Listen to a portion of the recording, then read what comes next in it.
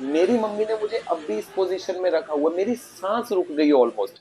मैंने सामने देखा वो कौन आ रहा है, यमराज फुल स्पीड पे दौड़ता दौड़ता आ रहा था मेरे पास। मैंने उसे बुलाया खुद से, मैं यमराज भैया इधर आओ।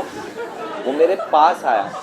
मैं कहा ब्रो, आपका तो भगवान के साथ कांटेक्ट है ना, एक काम कर दोगे, जरा जल्दी से जल्दी भगवान को जाके माँ की ममता दिखा दोगे। डैडी मुझसे बोला तू गलती है मेरी। Hello guys, this is Achyut Jhantewala and this is stand up comedy on parents, Indian parents. तो मेरे पेरेंट्स मुझे हमेशा से बोलते थे तू बेकार है, तू कुछ नहीं कर पाएगा, तू ऐसे ही रह जाएगा। शायद ऐसे ही तो रहना होता है। मैं ऐसा ही तो आया हूं दुनिया में, तो ऐसे ही तो रहूंगा। मतलब मैं ऐसा क्या कर दूं कि मैं ऐसा ना रहूं, मैं चेंज हो जाऊं। और सबसे बड़ी बात है, जब मैं खुद सेल्फ मान रहा हूं कि मैं बेकार हूं, मैं हूं बेकार यार, मैं एक्सेप्ट कर चुका हूं कि मैं एकदम बेकार हूं, तो मुझे रोज रोज ये चीज सुनाई क्यों जा रही है कि तू बेकार है। मैंने तो कभी नहीं बताया कि मेरे बेकार होने का मेन रीजन कौन है, किनकी वजह से मैं बेकार हूं, मैंने तो नहीं बताया ये बात कभी। और सबसे बड़ी बात, आप लोग मुझे उस टाइम बता रहे हो मैं बेकार हूं जब मैं बेकार होने की पीक ऑलरेडी टच कर चुका हूं। मैं खुद मान रहा हूं इस टाइम मैं इतना बेकार हूं और हो चुका हूं कि हमारी मेड के जूते मैं पॉलिश करता हूं। जब मेड घर आती है मैं उसे पूछता हूं, आंटी थोड़ा काम करा दूं, आंटी मटर मैं निकाल दूं क्या, ऐसा करो आप पोछा लगाओ, मैं जल्दी जल्दी झाड़ू लगा देता हूं, काम बट जाएगा ना। लेकिन पैसे नहीं बांटती है वो। अगर मैं कोऑपरेट कर रहा हूं, थोड़ा बहुत तू भी कर ले। तो मैं तो तुझसे वही पैसे मांग रहा हूं जो मेरी ही मम्मी ने तुझे दिए हैं। अब जब तू बेकार थी, तुझे नौकरी मिल गई, मैं बेकार हूं, साथ दे दे मेरा। और मुझे ये बताओ, जब मैं बेकार होने की पहली सीढ़ी चढ़ रहा था, तब आप लोग क्या कर रहे थे? तब तो मैं बिगनर था ना, मुझे रोक लेते, क्यों नहीं रोका तब? और वैसे भी सच कड़वा होता है, अगर मैंने बचपन से ही आपकी बात ना सुनी होती और सारी बातें ना मानी होती, मैं आज बेकार होता भी ना। वैसे तो मेरे पेरेंट्स भी पढ़े लिखे, लेकिन इनकी सारी डिग्री डिप्लोमे बस मुझे पीटने में ही है। जब भी मौका मिले पीट दो। गाइस, मेरे पापा दुकान जल्दी बंद करके आ जाते थे मुझे पीटने के लिए। मतलब समझ रहे हो, मुझे पीटना इनके बिजनेस से भी ऊपर है। कल को घर पे खाने के लाले पड़ गए तो पूरा परिवार मुझे पीट के अपना मन भर लिया करेगा। मुझे ऐसा लगता था मुझे पैदा ही पीटने के लिए किया गया है। और मेरे पापा का गुस्सा देखकर तो मुझे ऐसा लगता है कि किसी बात पे गुस्सा थे और गुस्से गुस्से में ही मुझे पैदा कर दिया। और मुझे पीटने में इन्होंने जिंदगी का पूरा दम लगा दिया। और अगर उतना दम मुझ पे कहीं लगा होता तो आज मैं ढंग का होता। और जब तक इन्होंने मुझे ये बात बताई कि तू बेकार हो चुका है, तब तक लिटरली मैं बीकॉम कर ही चुका था। और बीकॉम भी मैंने इनके कहने पर ही करी है। तो जितना भी बेकार होने के अंदर हाथ है, इनका ही है। बचपन से ही मैंने मेरे पेरेंट्स को एक डेविल माना है। मैंने उनको देखा है डेविल की नजरों से। पता नहीं क्यों, बट जब भी मेरा बाप घर आता था, मेरी बहन जो फटनी चालू हो जाती थी। मुझे लगता था अब ये आ गया, अब क्या करेगा, ये आते मेरी गर्दन पकड़ेगा, अपने दोनों घुटनों में ले लेगा और मेरी कमर को अपनी कोहनी से तोड़ेगा। क्यों पता नहीं, बस मुझे ऐसा लगता था। और मुझे पीटने के बाद हमेशा मेरे पेरेंट्स बोलते थे इसी में तेरी भलाई है, हम तो तुझे प्यार करते हैं इसलिए पीटते हैं।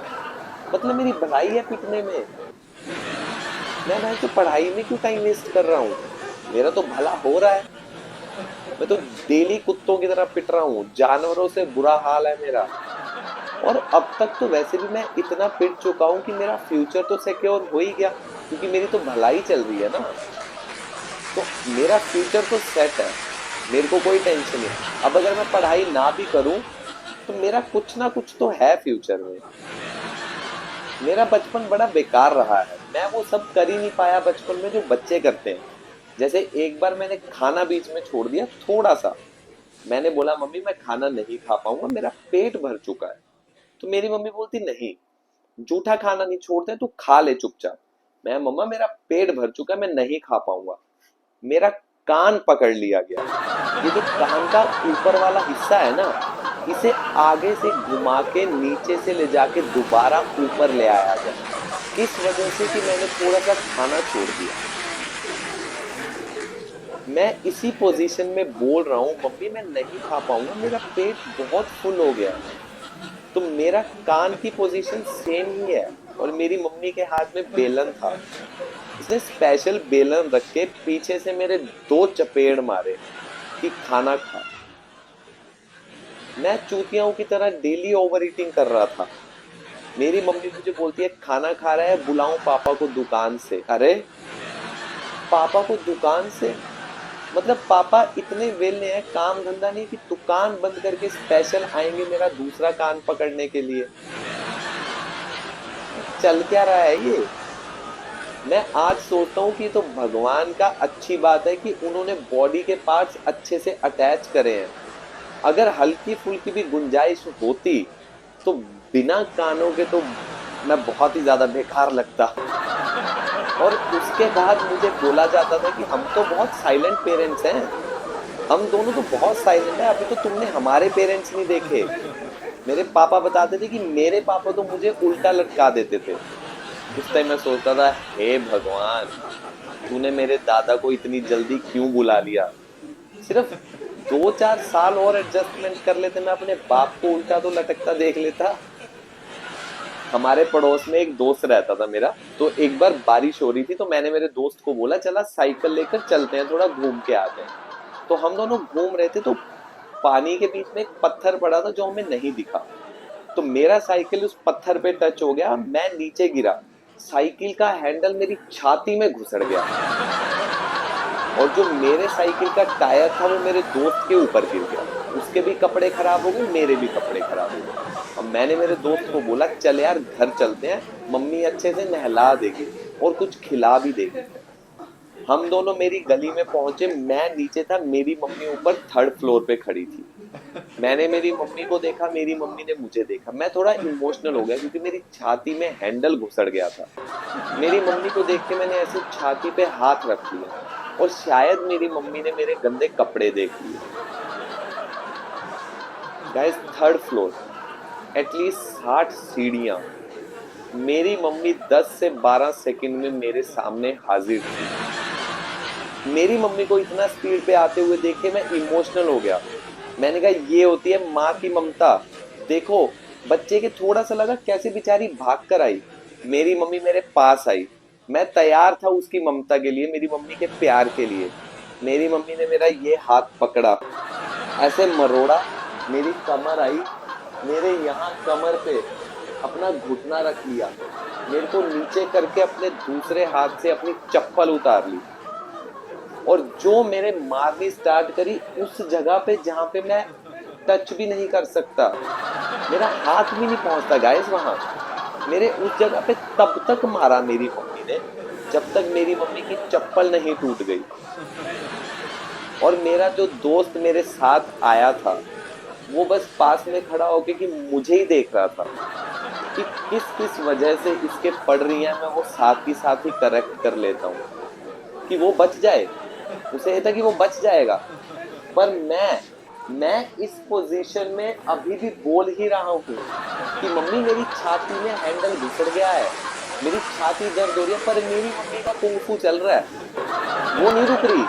मैं बोल रहा हूँ भाई मेरी छाती में हैंडल, छाती में हैंडल। और मेरी मम्मी धेड़ धेड़, मैं तो जहां पड़ रहा है पड़ जाए, पर रुकी नहीं मेरी मम्मी। मैंने मार खाते खाते ऊपर देखा, मेरी बहन 1st फ्लोर पे खड़ी हुई मस्त मजा देख रही है, शरबत पी रही है साथ साथ, की बढ़िया शो चल रहा है नीचे। मेरी मम्मी ने मुझे अब भी इस पोजीशन में रखा हुआ, मेरी सांस रुक गई ऑलमोस्ट। मैंने सामने देखा वो कौन आ रहा है, यमराज फुल स्पीड पे दौड़ता दौड़ता आ रहा था मेरे पास। मैंने उसे बुलाया कुछ समय, यमराज भैया इधर आओ। वो मेरे पास आया।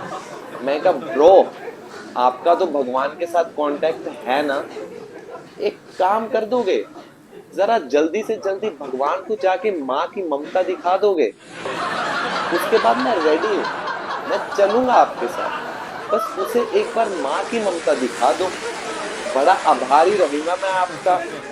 मेरी मम्मी की चप्पल टूट गई। अब मैं इसलिए पिट रहा हूं क्योंकि उसकी चप्पल टूट गई है, उसमें भी मेरी ही गलती है। अब मेरे को और ज्यादा मारा जा रहा है कि तेरी वजह से मेरी चप्पल टूट गई।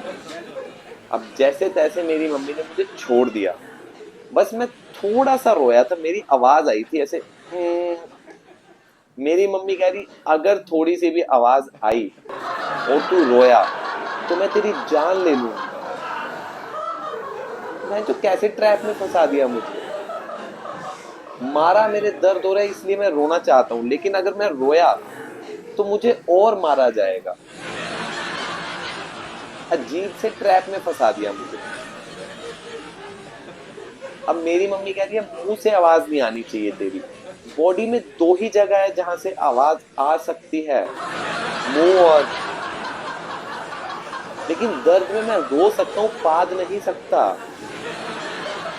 तो इस टाइम मुझे मुंह से ही आवाज निकालनी पड़ेगी, लेकिन मैं नहीं निकाल पाया। तो इस डर में ही मेरा बचपन निकलता गया। तो बस मैं खड़ा रहा मार खा के, क्योंकि ना तो मैं रो सकता हूँ, ना मैं वहां टच कर सकता हूँ जहां मेरे मारा गया। मैं टच करके उस जगह को सहला भी नहीं सकता, क्योंकि वहां हाथ ही नहीं पहुंचता। तुम देखो, तुम ये दोनों शोल्डर के बीचों बीच थोड़ा नीचे जाके टच कर सकते हो, वहां टच नहीं होता है। मैं खड़ा हूं, बस वहां पे मैं खड़ा हूं, मैं मेरे दोस्त को देख रहा हूं। अब मेरा दोस्त पूरा सेट हो गया, वो एकदम वैसा हो गया जैसा वो मेरे साथ गया था। तो मुझे बड़ी जलन हुई। मैंने कहा यार, काश पहले इसके पेरेंट्स ने इसको देखा होता, ये पिट जाता और मैं सेट हो जाता। लेकिन मैंने एक चीज और सोची। मैंने कहा अगर यमराज यहां तक आकर वापिस चला गया, मतलब कुछ तो पेंडिंग है, अभी कुछ तो होने वाला है। तो मैं आराम से मेरे घर चला गया और नहा धो के नीचे आ गया। तो मैंने सोचा चलो अब नहा धो लिया, मेरे दोस्त के घर जाते हैं, वो भी नहा धो लिया होगा। मैं जैसे ही उसके घर के दरवाजे के पास पहुंचा, मुझे अंदर से आवाज आई, आज तो बच गया तू मौसम की वजह से, मौसम बहुत अच्छा था वरना तो मैं तुझे मार ही देता। मैंने कहा ये क्या। मैंने थोड़ा सा उनका दरवाजा खोला तो मुझे उसकी मम्मी दिखी, सामने चाय पी रही थी। एक साइड उसकी बहन बैठ के फोन चला रही थी और सामने उसके पापा बैठे थे। और मैं थोड़ा सा ऐसे साइड होके देखा तो वो बीचों बीच अच्छे से मार खा के नीचे गिरा पड़ा था। और उसके पापा उसको बोल रहे हैं दोबारा से, बच गया तू। मैं बोल रहा हूं अंकल देख तो लीजिए, वो बीच में मूत रहा है, उसका मूत बीच में ही निकल गया है, और आप कह रहे हो बच गया तू। तो मैं बड़ा परेशान रहता था मेरे पेरेंट्स से, लेकिन मार खा खा के मैं बड़ा हो ही गया। लेकिन जैसे मैं बड़ा हुआ तो इन्होंने मुझे मारना बंद कर दिया, क्योंकि मेरे पापा समझ गए थे कि उनकी हाइट है 5'6" और मेरी हो चुकी थी 5'9", और जिस हिसाब से मुझे बचपन में उधेड़ा है मेरे पापा ने, हो सकता है मेरा गुस्सा भी निकले और एक ही बार निकले अच्छे से। तो मैं मेरे पेरेंट्स की सारी बात मानता था। मेरे पेरेंट्स ने मुझे बहुत पागल बनाया, जैसे वो बोलते तू बेकार है, तो बेकार होने का मेन रीजन ही वो है। तो उन्होंने मुझे बहुत पागल बनाया। उन्होंने मुझे पहले बोला कि 10th क्लास बहुत इंपॉर्टेंट होती है ना, जितना पढ़ना है 10th में पढ़ लो, बस 10th ही है। बस मैं पागलों की तरह 10th पढ़ता रहा। मुझे बोलते 10th पढ़ लो लाइफ बन जाएगी। मैं यार 10th बहुत इंपॉर्टेंट है। बट फिर मैंने सोचा मेरे पापा ने भी तो 10th करी हुई है, इनकी लाइफ क्यों नहीं सेट हुई। फिर मेरी मम्मी बोलते थे ये पढ़ाई में कमजोर थे। मैंने कहा अगर यही कमजोर थे तो मुझसे एक्सपेक्टेशन क्यों, मैं भी तो इन्हीं का खून हूँ। तो मैंने उनकी बात मान के 10th पढ़ ली अच्छे से। जैसे 10th खत्म हुई, अच्छा रिजल्ट आया, मुझे बोलते 12th बहुत इंपॉर्टेंट, मतलब 12th से ऊपर कुछ है ही नहीं। मुझे कह रहे 12th कर ले अच्छे से, लाइफ सेट हो जाएगी। मैंने सोचा ठीक है यार, पढ़ाई के बारे में बोल रहे हैं तो मान लेते हैं, 12th भी अच्छे से कर लेते हैं। दिक्कत तब होनी स्टार्ट हुई जब वो मुझसे पर्सनल होने लगे। मुझे बोलते रोज नहाया करो। रोज कौन नहाता है? मैं अभी 4 दिन पहले तो नहाया हूँ। और सबसे बड़ी बात, जब 4 दिन में मैंने कपड़े उतारे ही नहीं, मैं 4 दिनों में सेम कपड़ों से ढका हुआ हूँ, तो मेरे अंदर की बॉडी तो गंदी हुई नहीं होगी। तो क्यों मैं 20 लीटर पानी डेली का उस बॉडी पे वेस्ट करूं जो गंदी हुई नहीं है। और सबसे बड़ी बात, अच्छा लगता है रोज रोज किसी को नंगा देखकर। अगर मैं नहाने जाता हूँ मुझे जबरदस्ती खुद को नंगा देखना पड़ता है, ऐसे तो मुझे नंगे शरीर देखने की आदत पड़ जाएगी और ये अच्छी बात नहीं है। तुम्हें ऐसी आदत लग जाए तो कल को पेरेंट्स को ही दिक्कत होती है। अब मेरे पिताजी को चाय बिस्किट पसंद है, मुझे नहीं है, इस बात से भी उनको दिक्कत थी। तुम्हें पसंद है तुम पियो यार, तुम्हें चाय बिस्किट पसंद है, मुझे चाय सुट्टा पसंद है। इस बात पे भी मुझे वो रोकने लग गए कि चाय के साथ बिस्किट ही अच्छे लगते हैं, सुट्टा नहीं। अरे आप ट्राई तो करो, चाय सुट्टे का तो ऐसा कॉम्बिनेशन है जो किसी का है ही नहीं। तो वो बहुत ज्यादा पर्सनल होने लग गए थे मुझसे, और मैं समझ गया था कि अब हम दोनों एक दूसरे को पसंद नहीं कर पा रहे, नहीं अच्छे लगते यार अब वो बच्चे, और मैं तो उनको बचपन से ही नहीं। तो मैं समझ गया था, मैंने कहा यार अब आगे नहीं चल पाएगा ये रिलेशनशिप। वहां तक ठीक है, जब आप अपने पेरेंट्स को नहीं पसंद करते हो, पेरेंट्स आपको नहीं पसंद करते, वहां तक ठीक है। लेकिन अब मुझे चिढ़ होने लग गई थी उनसे और उन्हें मुझसे। हम चिढ़ने लग गए थे एक दूसरे से। तो मेरे पापा मेरी हर चीज में घुसने लग गए थे, हर चीज मतलब हर काम में। तो थोड़ा मुझे गुस्सा आने लग गया था, मेरी प्राइवेसी नहीं रही थी। जैसे एक दिन मैं टीवी देख रहा था तो मेरे पापा आके मेरे पास बैठ गए। उन्होंने देख लिया कि टीवी में जो भी सीन आ रहा है उसमें इमरान हाशमी बाबा की एंट्री हो चुकी है। अब बाबा आए हैं, गुफा में तो जाएंगे ही। अब मैं बैठा था फ्लो में एकदम, मैं वेट कर रहा था कब से कि ये सीन आए। अब मेरा उठ के जाने का मन नहीं था, हर बार मैं ही जाता हूँ, एक बार आप भी चले जाओ यार, मेरी भी फीलिंग समझो, मैं भी कितनी देर से बैठा हूँ, कब से इसी चीज का वेट कर रहा हूँ। एकदम वो सीन आ गया जो मैं देखना चाहता था। अब मैं उसको बंद नहीं करना चाहता हूँ और मेरे पापा उसे मेरे साथ बैठ के देखना नहीं चाहते हैं। मेरे पापा टेढ़ी नजरों से मुझे देख रहे हैं, मैं बस टीवी ही देख रहा हूँ। आप भी इतने अंडरस्टैंडिंग बनो ना यार, उठ के चले जाओ, हर बार मैं ही जाऊं। तो इन चीजों से बड़ी दिक्कत होनी स्टार्ट हो गई थी। फिर मैंने फाइनली दिल्ली यूनिवर्सिटी एडमिशन ले लिया और फर्स्ट टाइम हम दिल्ली गए, मेरे पापा ही मुझे छोड़ने गए। तो आगे की स्टोरी अगली वीडियो में। And if you like this video then please like, share and subscribe my channel. Thank you guys, thank you so much.